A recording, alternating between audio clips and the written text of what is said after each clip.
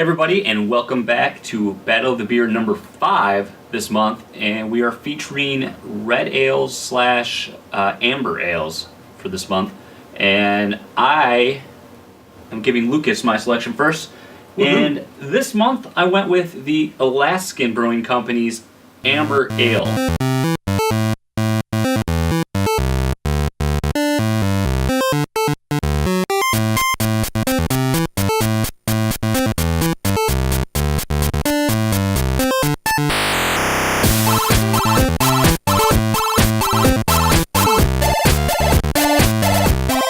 This is actually a alt beer style, which is German for old beer. So maybe this is ancient and it's been sitting on the shelves forever, so you'll have to suffer through it. I don't know. So the recipe has been handed down throughout the ages. Yes. Excellent. Yes. So let's get some pouring action here. Man, we've done so many dark beers that this is like. Hey, look we have corresponding glassware now. Yes, that's a new feature.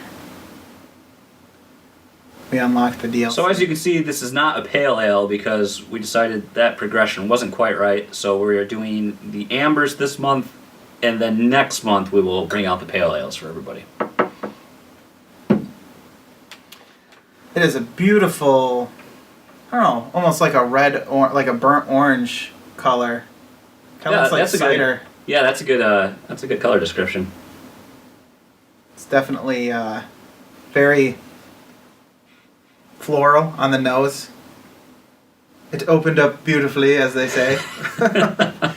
Yeah, no, it's nice and bubbly. It didn't have much of a head, but what is there is sticking around. So a little bit of lacing. Hold yours up to the light. I just want to compare something. Yeah, I think I've got a little sediment in my the bottle, but that's all right. If you homebrew, then you know all about sediment. It all goes to the same place. That's right.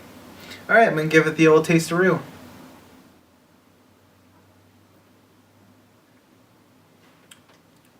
Right away on the mouthfeel. Kind of in that middle spot for me, almost like the Bel Air Brown. A little bit. It's mid body. I'd say medium body. Mm-hmm. It's not the thinnest thing I've had, and it kind of coats the tongue a little bit. But it's not unpleasant. Not overly carbonated either. Yeah, you can get right at the taste. You can get a little bit of hop backing, just in the back of the taste profile. The front is almost honey-ish to me. It's very Yeah, I could see it. It's a bit sweet, actually. Mm-hmm. I really am quite surprised at how much I like it, to be honest with you. Yeah, specifically, I don't have an IBU on it, but it's 5.3% on the alcohol. I could definitely see that, So not crazy strong or anything like that. I must say, I don't have a lot of experience with amber ales or red ales.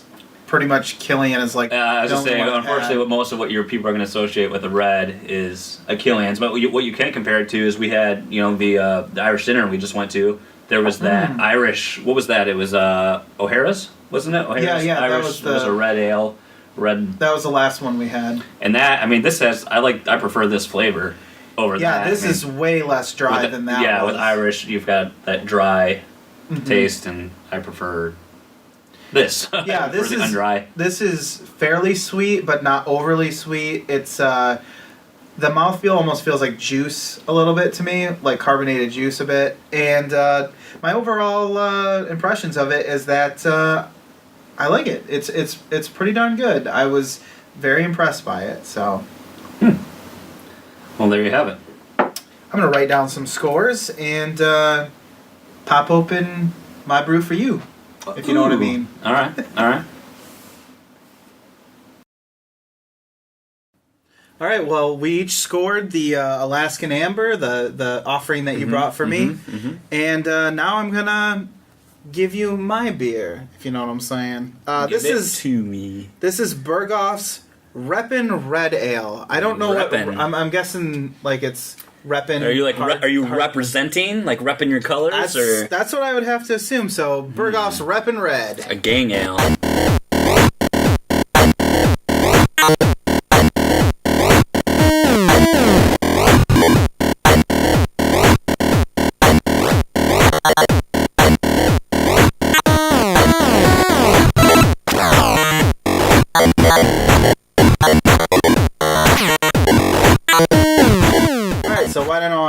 this bad boy up for you. A serious red ale with tangy... Well, I'm not going to tell you that part. Yeah, That's up for you. You can't give me now, any...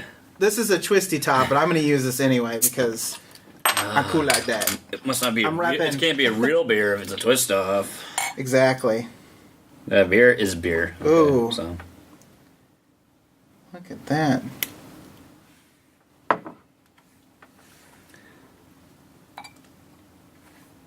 Little darker than I'd say the color is very similar, but this is just a darker shade of what we had in the Alaskan.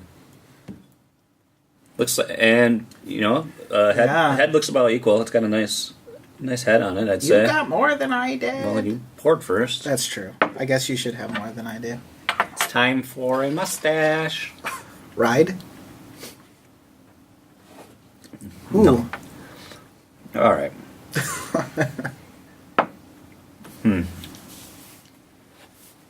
What do you got? Man, I'm not pulling any like flavors or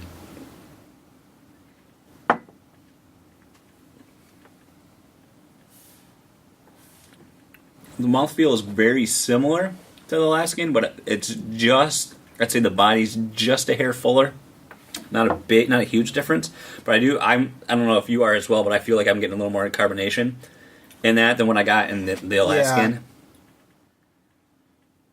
Not so much on the tongue, but definitely when I swallow it, it's like all the way down. And I'm getting a lot more of a hop taste from this. Yes. Than well, that's more of the flavor I'm discerning. That's pretty much all I can smell really.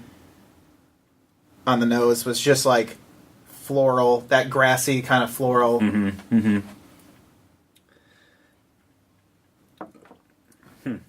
It's yeah, it definitely has that bitterness that I associate with more hoppy. Yeah, it's got brews. that bitter taste, and it's just got that the bitter taste, and then I love hops, so yeah, that's no problem for you. I can't. It's hard for me to describe that taste, but I just know it, so I like it. Yeah, they are almost the exact same color. At first, when I was pouring it, it looked a lot lighter, but it almost looked golden. But yeah, now that I compare it's them, a little darker, but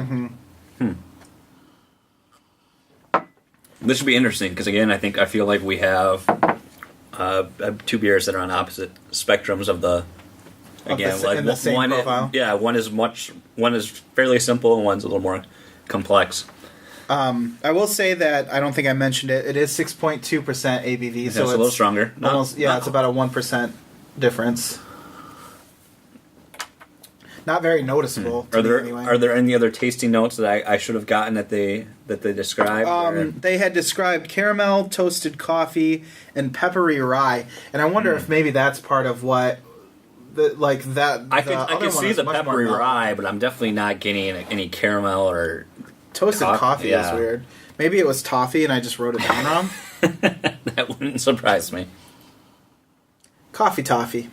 This on the bottle says tangy rye, toasty malts, and plenty of American hop character. So I got the hop at least. So not bad. Interesting.